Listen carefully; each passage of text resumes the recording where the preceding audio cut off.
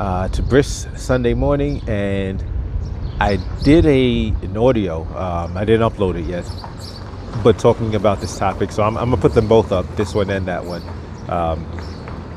and they'll complement each other. But I was talking about, because I was listening to Sonnie Johnson yesterday, and she was talking about how she was getting into it with Democrats who were defending the 94 crime bill. Like, this is crazy. They were defending mass incarceration because their guy wrote the laws, advocated for it. And so it's like, once their team did it, now they're trying to make excuses as to why, well, it wasn't such a bad thing, or, oh, well, the black community wanted it, or, well, it didn't just affect black people. And so, like, Jeff Charles even got in on the Twitter feed and was like, y'all sound just like Ben Shapiro right now. Those are the same talking points Ben Shapiro uses to pretend systemic racism doesn't exist. He'll say, oh, well, these people get hurt too. These people are poor too. Like that's literally the argument people use to say that white privilege, systemic racism, none of this stuff exists. But these are Democrats using these talking points because they're trying to defend Joe Biden's horrible legislative record. And the funny thing is, they didn't even want to talk about the rest. All they were talking about the 94 crime bill. They didn't talk about the 86 Anti-Drug Abuse Act, the 88 Anti-Drug Abuse Act. They didn't talk about the 84 Sentencing Reform Act that abolished parole in the federal system. They didn't talk about that. They didn't talk about the 85% law that Joe Biden got pushed through.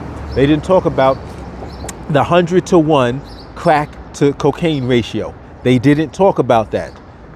But they claim that, yeah, well, black people wanted it.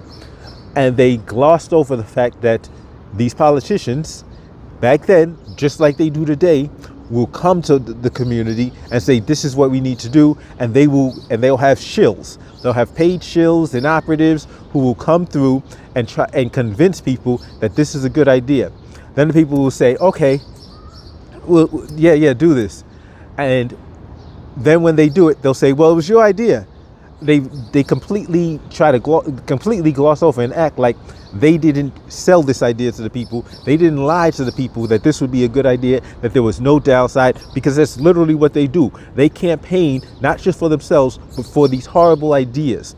They go to the community and say, listen, this is what we need to do. Oh, no, don't worry. They're telling you this won't work. They're lying. It's going to be great. There's going to be no downside. Trust us. Like the $15 minimum wage. That's the same thing. And then once it creates economic havoc, then they'll come back and say, well, y'all wanted it. That's exactly what they will say, because they do it every single time. But what I really want to point on, I really want to focus on, is the fact that right now it seems that you've got millions and millions of people who believe in nothing. They're just playing team sports. And so, in fact, okay, hold on one second.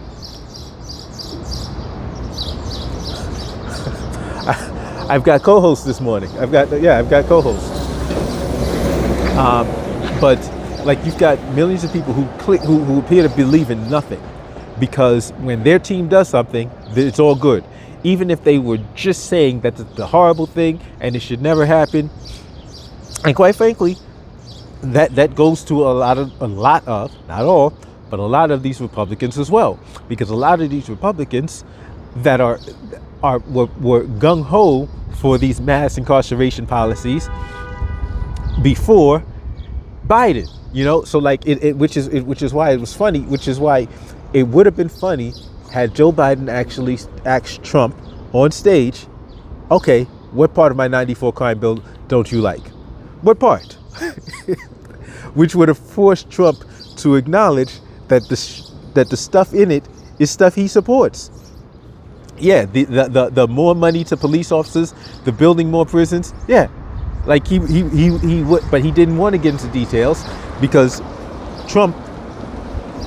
That's who Trump is.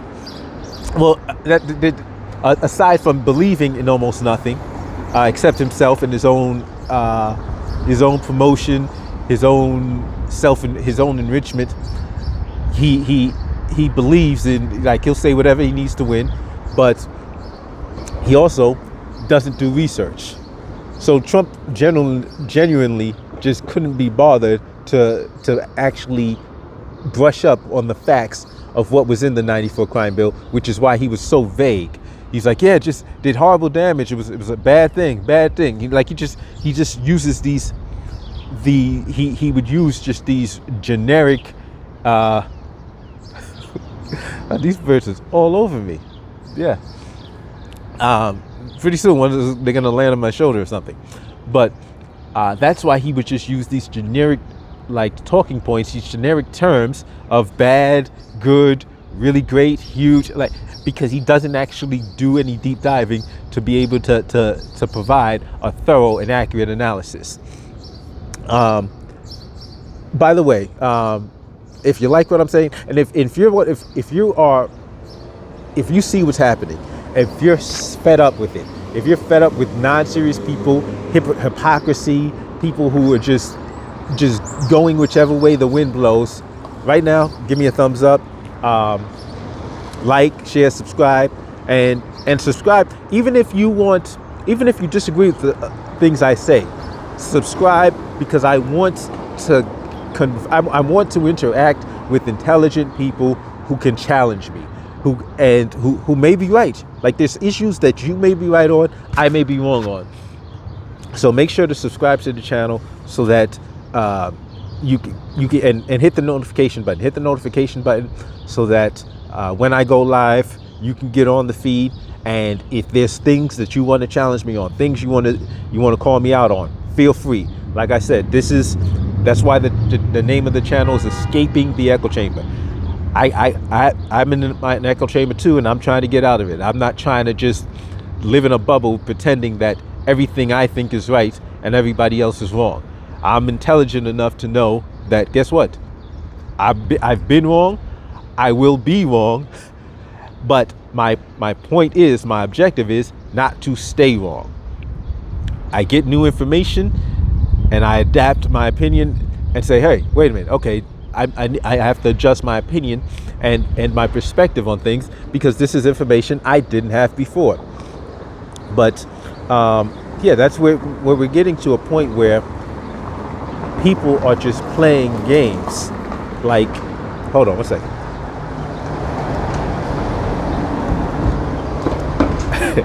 Yeah, I got like a lot of co-hosts this morning. It's interesting.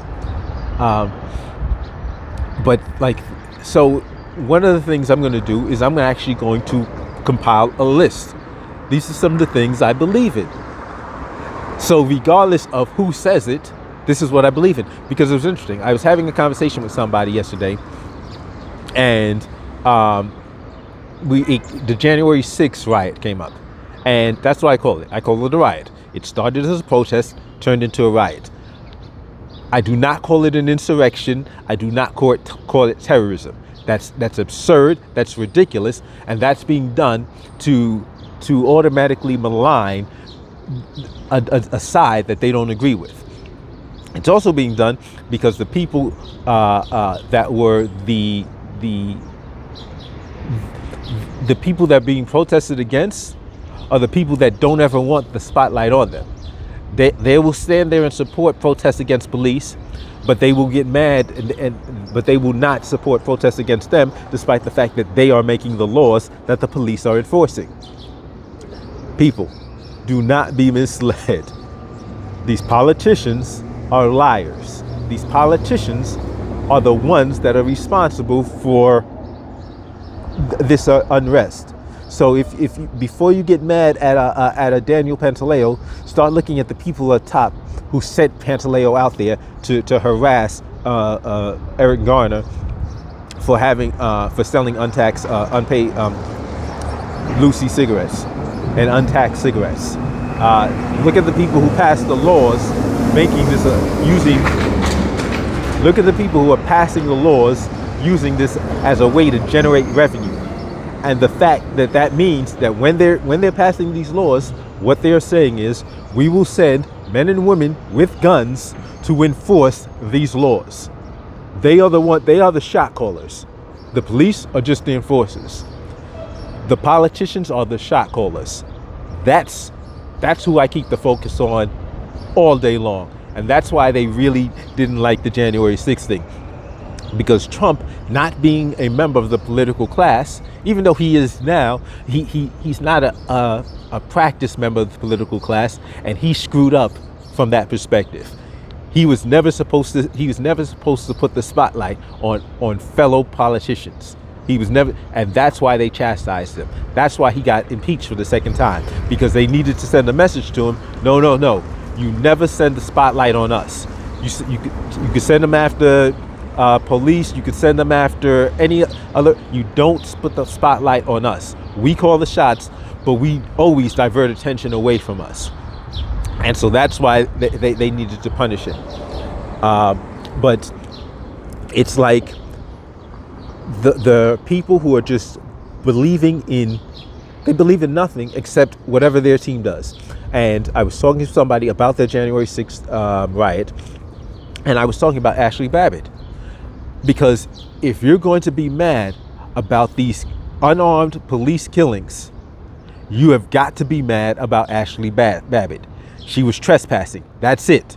She was an unarmed woman trespassing. So yes, the same way with what's his name, Dante, who jumped in the car and tried to run. Okay, he wasn't obeying. He wasn't following orders. He was unarmed. He was running. He was running away. Why was he shot? Ashley Babbitt. She was trespassing. She was unarmed. Why was she shot? Keep your energy consistent. Don't flip up. Oh, she's a Trump supporter. Oh, so now all of a sudden I'm okay with police killing unarmed citizens. No. Keep the energy consistent. Don't switch up just because it's somebody from the right or the left that you don't like. Because I'm seeing people from the right doing the same thing. There was the BLM protest in Texas. Armed protesters, remember, they're exercising two rights, the First Amendment and the Second Amendment. Now all of a sudden you got people like Jack Posobiec, whatever his name is, scumbag, claiming that the guy that committed vandalism, he knocks a phone out of a young lady's hands and then lunges at her. And he says, oh, he was acting as if this guy is the victim. No, this guy was the aggressor. This guy just committed an act of vandalism and menaced this young woman. And so he said, oh, well, they had guns. Yes, now they pulled out guns because this dude is the aggressor, and now they're protecting themselves and fellow protesters. They're exercising two rights that you, who calls yourself a conservative, are supposed to believe in, the first and the second. But when it's BLM protesters exercising their Second Amendment rights, now all of a sudden you have a problem with it. And that's what I'm saying. These scumbags are the reason why our rights are being eroded, because they believe in nothing, and they will advocate for the government to infringe on our rights. Well, they will advocate for the government to infringe on the other team's rights, and the government will say okay, and then the other frauds on the other side will advocate for the government to infringe on their rights, and the government will say okay.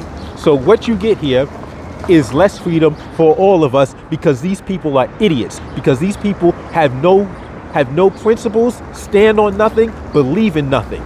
That's why I despise all of them, and I will go to war with all of them. And I, like I said, bring the smoke. If you don't like me, comment, call me out, whatever. Like I said, I have go lives coming later this week.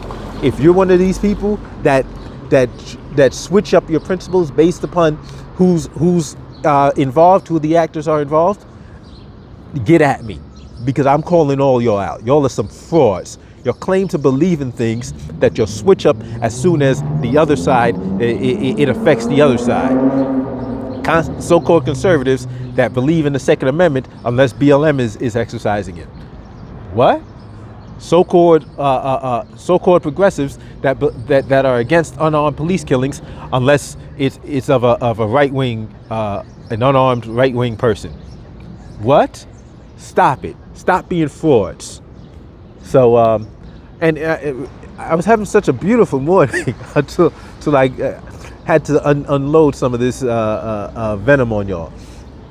But that's all I got for today. So as always, give me a thumbs up, like, share, subscribe. If you disagree with what I said, if you're one of these frauds, if you're one of these people that you're like, okay, wait a minute, I believe in the Second Amendment, but wait, who's exercising it? Or if you're one of these frauds that, yeah, I'm against all police killings, but wait, who are they protesting for? If that's you, then yeah, give me a thumbs down, but don't give me a thumbs down and run away. Give me a thumbs down and write in the comment section why. So I can address it either in the comment section or in a future video.